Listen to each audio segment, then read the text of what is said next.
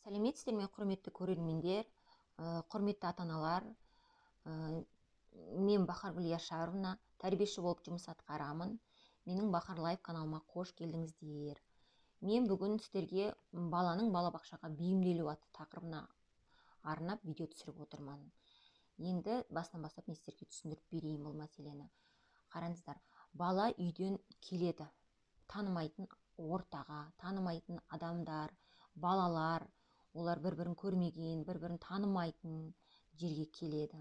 Әрине ол бала жылайды, тамақ ішпейді, ол бала одан кейін ол бала мысалы ешкімге көнбейді, ойыншық берген кездің өзінде ойыншықтарды кек қылмайды, итеріп тастайды мысалы. Ол балаға оның бәрі қызықты емес, өйткені ол өзінің танитын ортасы жоқ бұл жерде, көрдіңіз ба? Ол бала жанындағы балалардың мінез қылықтарын, балабақшаның мысалы ережелерін, соның барлығын ақырындап меңгере бастайды. Бұл мысалы не себепті балаға бұл кезең қиын болады деп ойлайсыз? Өйткені біріншіден ол бала басқа адамдардың үйінде қалып көрмегендіктен, мысалы болады ғой, балалар өзінің ата-анасының қасында ғана отыратын, көп шықпаған балалар болады мысалы. Сол балаларға бұл кезең өте ауыр болады.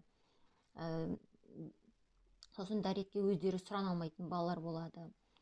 Одан кейін тамақталайтын балалар, мысалы балабақшаның тамақтарын, мысалы ондай тамаққа дағдыланбаған балалар мысалы болады. Мысалы үйде біз мәни деп айтамыз ғой, манный каша, ондай тамақ жемейтін балалар болады. Қырыққабат, қызылша, ондайды жақсы көрмейтін балалар болады мысалы. Соның барлығына бала ақырын бейімделеді.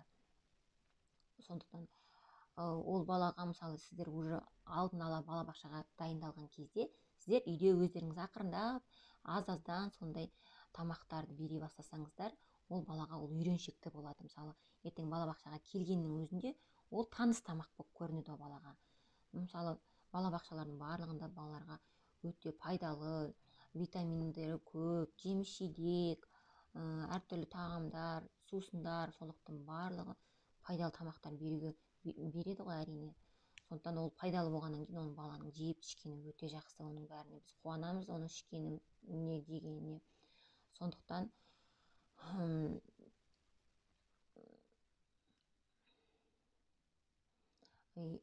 бала мысалы ең алғаш келген кезде біз балаларды 1 сағат, 2 сағаттан ақырындап үйретуге тырысамыз.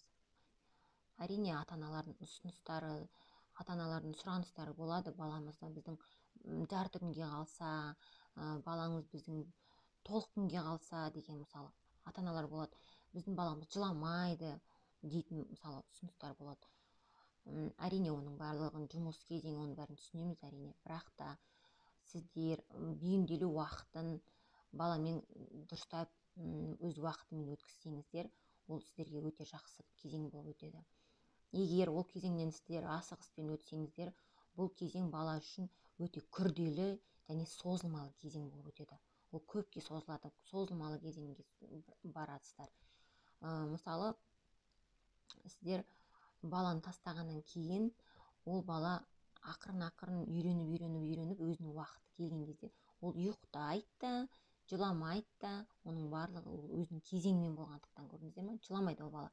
Ол кезде біледі, менің мамам осындай уақытта келеді, мен осы уақытта әкетеді, мен деп ол бала өзі ондайға дайын болып тұрады, көрдіңіз ба? Сондықтан ол бала үшін ол үйреншікті нәрсеге айналады. Мысалы балабақшаға, мысалы мен сіздерге бейімделудің 3 кезеңін айтайын. Бала бірінші кезеңде жеңіл бейімделу кезеңі болады. Ол деп отырғанымыз баланың 10-15 күнде баланың бейімделуі. Ол баланың мінез құлқына байланысты. Мінез құлқы мысалы баланың қандай, соған байланысты. Мінез құлқына байланысты бала 10-15 күнде бейімделіп кететін балалар болады балабақшаға. Кәдімгідей өзінде ойнап күліп жүретін балалар болады. Екінші кезең ол орташа ауыр кезең деп айтайын. Орташа кезең. Ол кезеңде бала 1 ай, 1 ай, ол орташа деңгейде бала 1 айдың ішінде толығымен бейімделіп кететін балалар болады. Ал егер ауыртпашылық кезеңді алатын болсақ, ол бізде үшінші кезеңге жатады. Үшінші кезеңде бала 2 ай мен 6 айдың аралығына дейін созылатын кезең болады. Осы аралықта бала созылмалы кезеңде 6 айға дейін жүретін балалар болады. Ол деп отырғанымыз ол 6 ай бойы бала жылайды деген сөз емес. Ол бала үйренеді, бірақ та ата-анасы келгенде жылап қарсы алатын балалар болады. Мысалы, балабақшаға кірген кезде жылап кіретін балалар болады. Одан кейін әрине, ол жылағанын қояды ғой. Сондай осы уақытқа дейін осындай созылатын кезеңдер болады. Ол деген ол барлығы өтпелі кезең. Оның барлығы жақсы өту үшін ол әрине біріншіден ата-анаға да байланысты. Оның барлығы, мысалы, сіз баланы балабақшаға дайындаған кезде өзіңіз дайындалсаңыз жақсы болады. Өзіңіз көңіл күйіңізді көтеріңіз, балаға сондай қуанышты көңіл күймен түсіндіріңіз балаға. Сен осындай балабақшаға барасың, сен өзің сияқты кішкентай бүлдіршін балалармен ойнайсың, ол жерде саған көңілді болады, далаға шығасыңдар, сабақ оқисыңдар, сурет саласыңдар. Осылай қызықты болу керек балаға. Сондай көңіл күйіңіз жақсы болу керек. Өзіңіз күліп, сондай балаға жеткізсеңіз, бала да ойлайды, ол жақсы жер екен ғой деп бала да ойлайды. Сөйткені ол балаға емес, ата-анаға ұнап тұрғаннан кейін, ол балаға да ұнайды әрине. Сіз жеткізуіңізге байланысты. Сіздер ешқандай алаңдамаңыздар, көңіл күйлеріңізді көтеріңіздер. Балаға өздеріңіздің қобалжып тұрған көңіл күйлеріңізді көрсетпеңіздер ешқашанда. Оның барлығын бала бірден сезеді. Сіз көңіл күйіңіз нашар болса, мысалы, әкелген кезде баланы қобалжулы болсаңыз, оны бала әрине сезеді. Одан арман бала жылайды. Ондай баланы тоқтатып көндіру өте қиынға созылады. Ол бала көпке дейін жылайды. Өйткені сіз өзіңізді алаңдап тастап кеттіңіз баланы, көрдіңіз ба? Сондықтан сіз өзіңіз дайындалып келіңіз, күліп, ойнап, қуанышты болып келіңіз. Сосын кейін тағы да бір айтып өтетін мәселе, ол таңертең кезде, таңғы ертеңгілік деп айтамыз ғой, таңғы кез баланы қабылдау кезінде бізде сіздерде баламен қоштасу кезеңі. Осы кезең сіздерде тез болу керек. Баламен тез қоштасыңыз. Өзіңіз бір үйде бір келісіп келесіз ба, баламен ақылдасып келесіз ба, бір сондай бір өздеріңіз ыңғайлы бір тәсіл ойластырып алыңыз. Өйткені баламен қоштасу тез болса, ол баланың көндіруге бізге де тез болады. Сіздер көп баланың қасында отырып алмаңыздар. Ол көп отырған сайын балаға өте қиын болады. Ол сізді жібергісі келмейді, жылайды. Ол содан кейін балаға көндіру қиын болады бізге әрине. Сондықтан өздеріңіз ақылдасып, солай баланы алдап, және тастай сап тағы да баланы қаш кетуге болмайды. Ол бала шошып кетуі мүмкін. Неге мен далаға тастағанда тастап кетті деген. Өйткені танымайтын жер ғой балаға. Сондықтан балаға түсіндіріп айтыңыз, үйде бәрін ақылдасып, оның бәрін шешіп келіңіз. Одан кейін бала қалған кезде біліп отырады, сіз осындай кезде менің ата-анам келіп мені алады деп, ол өзіне өзі сенімді болады. Өйткені сіз ылғи да сол айтқан уақытыңызда өзіңіз айтқан сөзіңізде тұрып келіп отырасыз. Сондықтан бала қорықпайды, мені осындай уақытта алады деген, ол өзіне сенімді болады.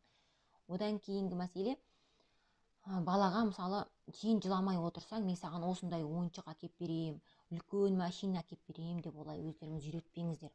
Ол ертең өздеріңізге қиын болады. Мысалы, бала соған бейімделіп алды ма, ол сізден күнделікті сол үлкен машинасын тосып отыратын болады. Ол өздеріңізге де ауыр болады әрине. Ол күнделікті оны шығын ғой сіздерге. Сондықтан ондайды кезеңінде керек емес сіздерге. Баланы ең бастысы сіздер тәрбиешіге келіп тапсыру, одан кейін ары қарай ол тәрбиешінің жұмыста. Біз өзіміз балаңыздың мінез қылқына қарай, оны қалай көндіру, қалай алдау, оның барлығын біз өзіміз жасаймыз. Біз ол баланы күні бойы әрине жылатып отырғызып қоймаймыз ғой. Әр баланың алдап, сулап, әр баланың қабағына қарап, оны көндіреміз. Оны алдап, сулап, көндіріп аламыз өзіміз. Оған мүлдем алаңдамаңыздар. Өйткені бүкіл группадағы барлық баланы біз шулатып, жылатып қойып отырғызбаймыз. Оны біздің де үстімізден қарайтын адамдар бар. Мысалы, бізге де айтады ғой, біздің дауысымыздай мысалы естіліп жатады, балалар жылап жатса, бүкіл группа, мысалы садик жылап жатпаймыз ғой. Сондықтан менің көмекшім, мысалы балабақшаның тәрбиешілерінің көмекшілері бар. Біз барлығымыз жабылып, балалардың көңілін аулап, алдап, балаларды көндіреміз. Ол кезеңнен де өтуге болады. Оның барлығымыз жылдан жылға өтіп жатқан кезең. Сондықтан құрметті ата-аналар, мен сіздерге айтатыным, баланы балабақшаға әкеп тәрбиешіге тапсырғаннан кейін алаңдамаңыздар, барлығы жақсы болады. Біз барлық баланы көндіреміз, барлық баланы қабылдаймыз. Сіздер бізге тапсырғаннан кейін біз сіздердің балаларыңызды өз баламыздай қабылдаймыз. Біз оларды еркелетеміз, оларды иіскейміз, оның әрқайсының құшақтайды, олар бізді келіп, кеше де келген бала уже бізді бүгін құшақтап, бізді еркелеп жатады. Ол дегенің ол баланың, значит, ол дегеніміз, демек, баланың көңіл күйі жақсарды, кішкене болсын бала тәрбиешіге үйренді, көрдіңіз ба? Сондықтан алаңдамаңыздар, қайта-қайта звондамаңыздар. Оның барлығын сіздің дауысыңызды да естіп отырады бала. Бала жылап жатқан кезде, мысалы, сіз звондаған кезде ол одан арман жылайды. Сондықтан алаңдамай, баланы сеніп тәрбиешіге тапсырыңыздар. Біз өз жұмысымызды атқаруға тырысамыз.